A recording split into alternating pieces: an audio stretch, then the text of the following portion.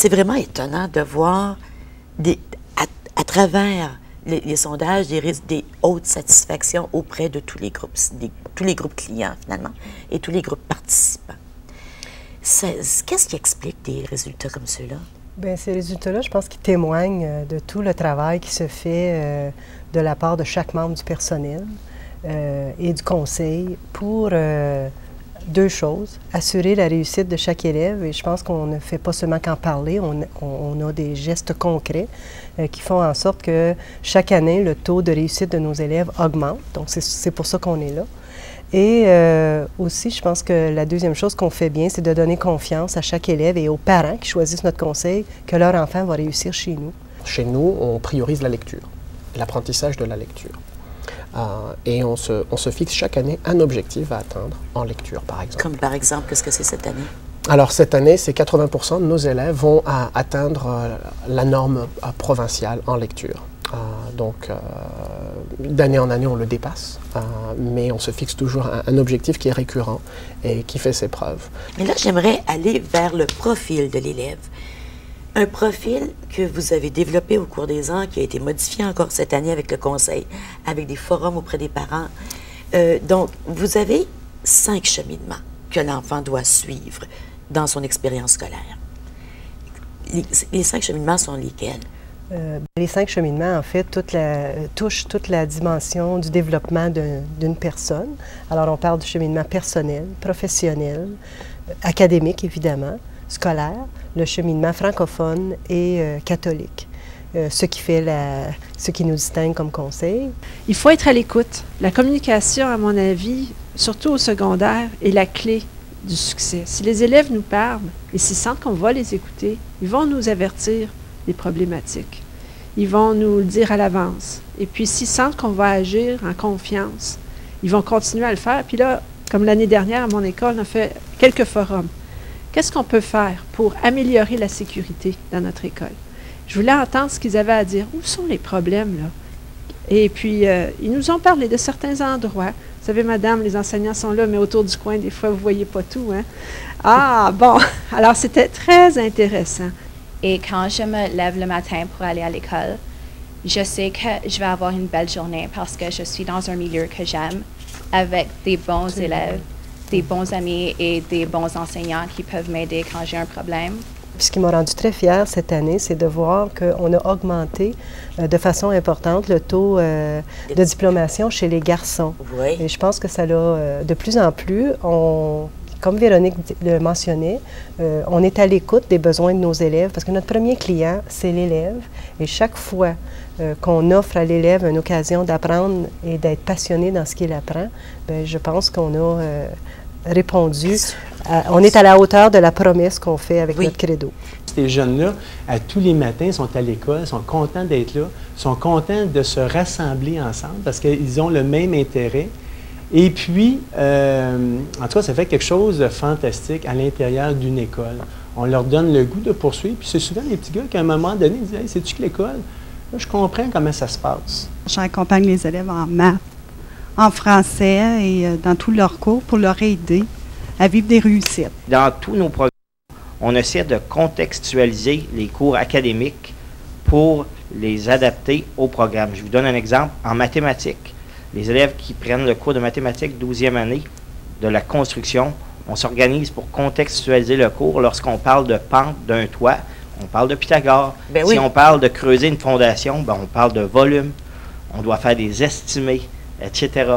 On a travaillé avec le placement de nos élèves au niveau de la 8e année pour qu'ils soient dans le bon niveau, pour qu'on puisse à ce moment-là répondre à leurs besoins. Parce que le but, c'est que l'enfant soit à sa place et qu'il puisse apprendre et s'épanouir. Vous avez cette année, écoute, je ne sais pas, là, qu'est-ce que c'est qu'ils ont reçu à Garneau? Premier rang des écoles secondaires de langue française de la région selon le rapport Fraser encore. Hein? Oui, on vous avez dû être fiers. Très, oui. C'est vraiment un gros travail d'équipe. De la 7e à la 12e, tout le monde travaille ensemble. Puis on en est vraiment fiers de ce résultat. Il y a le cheminement francophone où vous avez des défis particuliers parce qu'il y a quand même une grande partie, 60% de la clientèle potentielle du conseil vient de familles où un des parents est anglophone et l'autre est francophone. Alors, ça fait des défis particuliers. On a une grande communauté qui vient, qui est immigrante également. Donc, qu'est-ce qui se passe dans le cheminement francophone? Qu'est-ce que vous faites de particulier? En fait, je vous dirais que le cheminement francophone et le cheminement catholique sont deux cheminements qui sont culturels, qui font partie de notre vécu de tous les jours. Et ce qui se passe de particulier pour les élèves, c'est de leur donner le goût d'être francophone et de vivre en français. Et pour les parents, c'est d'accueillir les parents, peu importe qu'ils soient de nouveaux immigrants ou les parents de couples exogames. Il faut qu'ils sentent qu'ils sont accueillis chez nous et qu'ils ont le droit d'inscrire leur enfant chez nous pour qu'ils apprennent en français. Alors, de plus en plus, les enfants nous arrivent à 4 ans et on doit les franciser. Donc, on a 4 ans et 5 ans en temps plein et on a aussi mis en place le programme Petit pas à 3.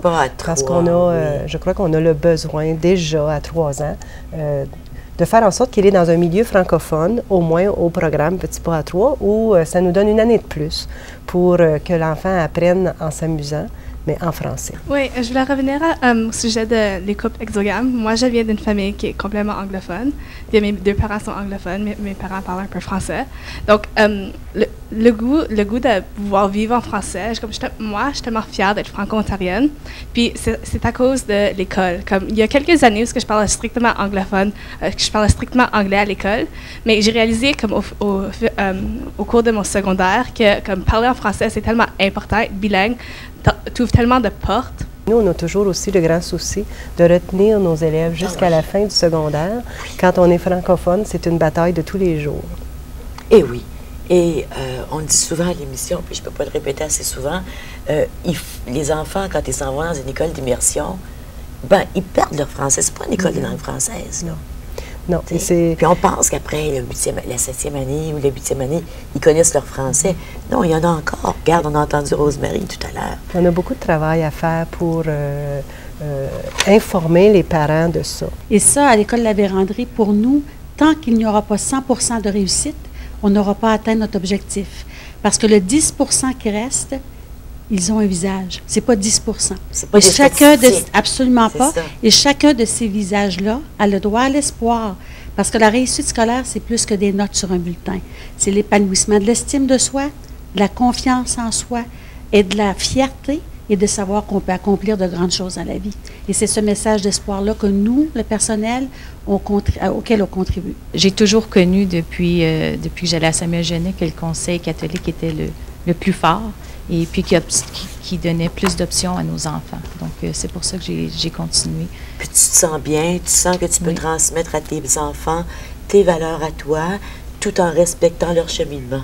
Bien sûr que le cheminement, il se continue à la maison. Avec les parents, on doit les supporter, puis on doit continuer. Je suis dans une famille exogame, et puis mon époux, il partage cette passion aussi avec les devoirs. Puis c'est le fun de voir mon époux parler devoirs avec mes enfants, mais c'est très important de pouvoir continuer cette éducation-là à la maison. Donc, c'est pas fini, là, hein? C'est pas fini. Parce que là, la barre est haute, là. Il faut que vous mainteniez ces résultats-là l'année prochaine. Et c'est ça notre défi, c'est de maintenir les résultats. Mais moi, je crois en la force de l'équipe. Et vous avez juste une petite partie de l'équipe aujourd'hui. On en a 1999 autres membres du personnel comme ça, et on a nos 18 600 élèves qui bénéficient de la meilleure équipe au monde. Merci beaucoup, Lise. Merci beaucoup. Vous nous inspirez, vous nous motivez. Merci d'être nous rencontrer aujourd'hui. À vous aussi à la maison, je vous dis merci d'avoir été avec nous. Je vous souhaite une belle fin de journée, puis je vous souhaite tout l'amour du monde. À demain.